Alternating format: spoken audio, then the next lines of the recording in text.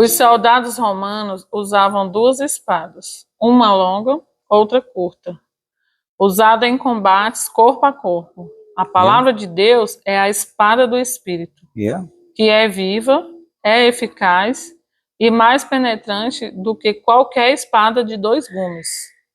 Está em Hebreus 4, versículo 12. 12. Porque a palavra de Deus é viva e eficaz, mais penetrante do que espada alguma de dois gumes, e penetra até a divisão da alma e do espírito, das juntas e medulas, e é apta para discernir os pensamentos e intenções do coração. Né? Então nós pensamos que está na nossa mão é algo qualquer. Não. O que nós temos na nossa mão é algo super poderoso. Foi isso que o Paulo usou e foi isso que Paulo, é isso aí que Paulo está nos mandando. Quantos séculos não faz que Paulo foi? Mas está aqui os conselhos dele, irmão, olha, para vocês vencer o inimigo tem que usar essa forma. Não tem outra. É essa forma. Vocês unidos, vocês vão vencer o inimigo e vão atrair outras almas. E é isso que vai acontecer aqui, se Deus quiser, amém? Amém. Continua. Além da armadura de Deus, Oi. com os elementos que acabamos de comentar, o cristão deve incluir em seu arsenal a oração, com a súplica, a intercessão e as ações de graça, o jejum, o amor, o perdão, armas poderosíssimas para lhe dar vitória em Cristo. Como observou o pastor Maurice Serlo, a oração é uma arma espiritual poderosa que Deus entregou à igreja para demolir as fortalezas de Satanás. Por meio dela, entramos na presença do Todo-Poderoso e recebemos o poder ilimitado de Deus para tomarmos posse do impossível. E o perdão tem o poder para derrotar Satanás, pois produz comunhão, permitindo que o amor de Deus flua. Segundo os Coríntios 2, do 10 ao 11.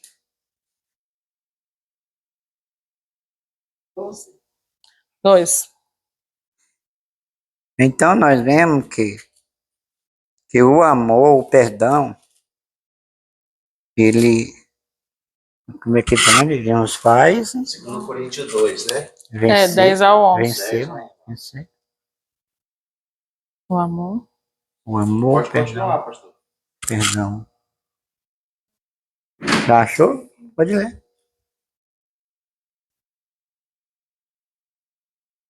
Se vocês perdoarem a alguém, eu também perdoo. Carnal. Não seria assim. Aí ele passa para os irmãos. Eu perdoei todos e eu passo isso para vocês para que Satanás não tenha vantagem. Não tenha vantagem sobre vocês. Então, se nós estivermos unidos em um só espírito, ele vai poder atacar? Não. Agora, se o pastor estiver mais forte, estiver unido, são mais pastores, estiver só eles, nós estiver lá distante, aí vai poder, né? Aí vai poder atingir aquele que está distante. A pessoa muitas vezes não conhece. Mas Jesus disse assim, que Satanás disse assim, nós matamos o pastor, né? E as ovelhas ficam dispensas. É a mesma coisa que eles querem, que quando alguém entra com palavra desafiando a autoridade espiritual, é o que o diabo quer. Espiritualmente ele quer matar aquela vida, entendeu? Quer para aquela ovelha ficar dispensa, porque ela briga com o pastor, aí vai para a rua, ela tem proteção? Mano, está desprotegida. Deus, sim, perdoa, há o perdão, né? Mas também há a obediência. Ele vai perdoar, aí ele vai para outra. E se ele ir para frente, vão fazer do mesmo jeito que ele fez com ele. Pode observar que é. Porque é aquilo que ele plantou, né? Tanto, por exemplo, na verdade, que nós sempre ensinamos é o que está escrito. Exatamente. Porque a questão da união, de orar, porque uma coisa é orar, você diz orai e jejuar. Jejuar, Então, orar é uma coisa. jejuar. Agora, jejuar é o revestimento. Você está sacrificando a carne, conforme Jesus fez. Uhum. E se na verdade a maioria que saíram aqui, eles receberam curas, milagres, depois meteram-se, outros foram na carne, outros ficaram concebidas, arranjaram namorado, outros já têm filhos no colo, mas não tiveram a proteção porque elas não guardaram. Se eles guardassem, Exatamente. nós aqui não teríamos lugar. No princípio, nós vimos que nós fazemos o seguinte: todos os finais do mês, nós tínhamos 3 dias de oração em jejum. Os homens do lado, as mulheres aqui. E, depois desse trabalho, de orar e jejuar durante 3 dias, o que nós fazíamos nesses 3 dias? Às noites pegávamos e chamávamos sempre 2 irmãs, 3 irmãs, para ministrar no primeiro dia, né, com relação ao tema, qual é o fruto de oração e jejum. No segundo dia, a mesma coisa, mais 3 ou 4 irmãs. No terceiro dia, que é sexta-feira, os que fossem trabalhando iam e nós terminávamos na sexta-feira, 11, 11h30. Então, nós estávamos fortalecendo a igreja. E as pessoas já tinham a sede e a fome. Mas o que o inimigo foi fazer? Aquilo que o pastor está falando. Entrou. Começou a colocar aquilo que se chama anemia espiritual. Nós temos dito sempre, o que nós aprendemos com nossos pais na fé, em Angola, é 3 dias na igreja, oração e jejum. Pastores, pastoras, ninguém ia para a casa dele.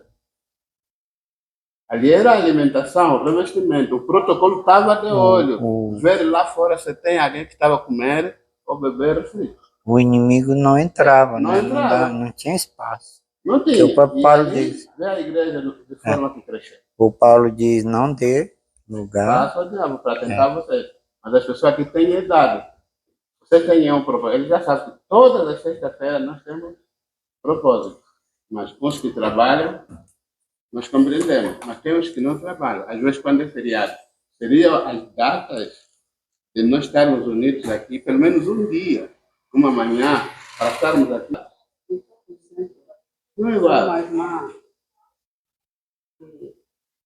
Nós nos encontramos, atualmente, casa dela toda destruída, mas agora ela fala que ela... Encontramos a casa dela destruída, separada com o companheiro, e estava a preparar para... nós fomos no aniversário do filho, né? E ela disse assim, olha, pastora, é aquele ali, o pai do menino. Está bem. Eu chamei em particular, havia gente, mas eu chamei em particular. Mostrei a palavra.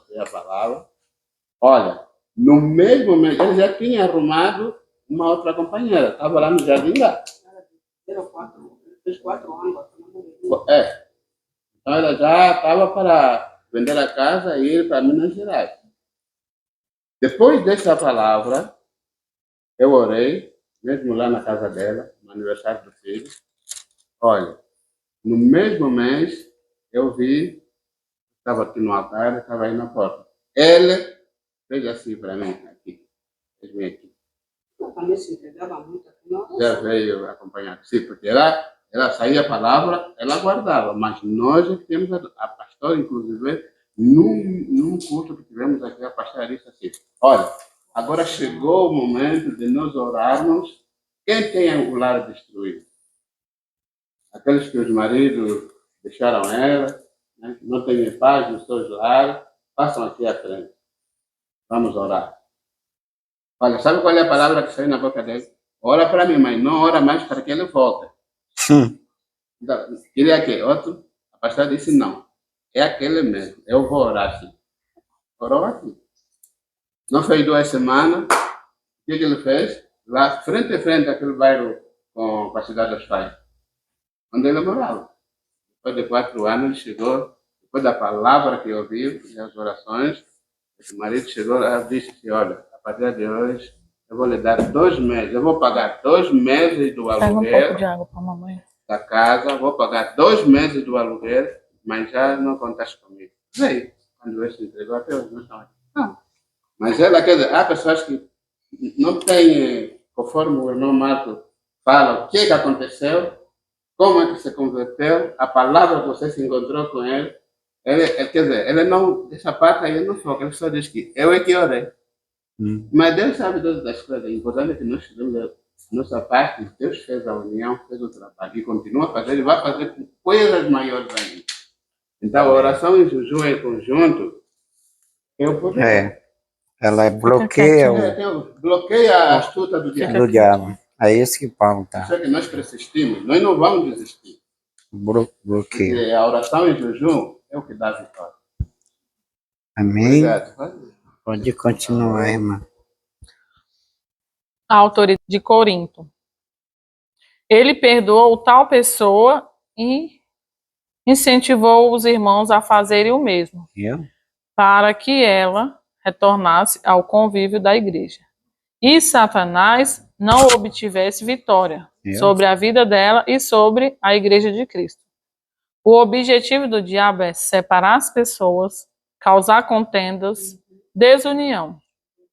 No entanto, o perdão gera restauração, união, exatamente o que o inimigo não deseja. Sem Exatamente, perdão, ele não quer. a pessoa carrega um complexo de culpa, ficando fragilizada emocionalmente. Eu?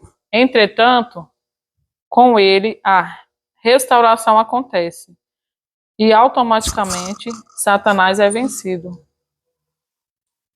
Por isso, Jesus, quando interrogado por Pedro sobre quantas vezes deveríamos perdoar alguém que nos ofendesse, disse: não te digo que até 7, mas até 70 vezes 7. É. Está em Mateus 18, 22. Eu já li, né? É, porque não tem por que a gente brigar. Pode ler. 18, 22. 21 e 22. Só 22. Jesus lhe disse, não te digo que até 7, mas Depois. 490. 490 vezes. Mas há pessoas que nem conseguem perdoar 3 vezes. Nenhuma. Quer dizer, prefere sair do que perdoar. Então, essa não é a nossa. Isso não é o cristão. Agora, se ele vem dentro do ministério e não se converte, isso já é o problema, aquilo que se chama o joio e o trigo. Porque Jesus, quando ele disse assim, podemos queimar para não impedir o crescimento, o que Jesus disse? Deixa crescer junto. Deixe junto. Quando chegar o tempo da colheita, você come, vai à parte, e aquele que fizemos fecho, vai para o fogo. E assim, porque senão, na verdade, iria se arrepender, não se arrepende, você impediu, você no último dia também pode ter sua troca. Amém? Mais algum comentário, alguma pergunta? A mesma coisa, quando o pastor acabou de falar, quando obedecia a Deus, mas depois dessa oração, estamos aqui, comigo também se levantava. Trabalhava no seio de uma irmã que fazia muito fofoca. É verdade. Não é inimigo Eu da estava oração. trabalhando, mas a irmã fazia muita fofoca mesmo. Levantou de uma forma que praticamente Eu, para mim, o senhor mostrava mesmo que a igreja estava totalmente suja. Era jogo, Suja, suja. Oração que nós fazíamos, sentavam por cima das pedras dos cabritos. É.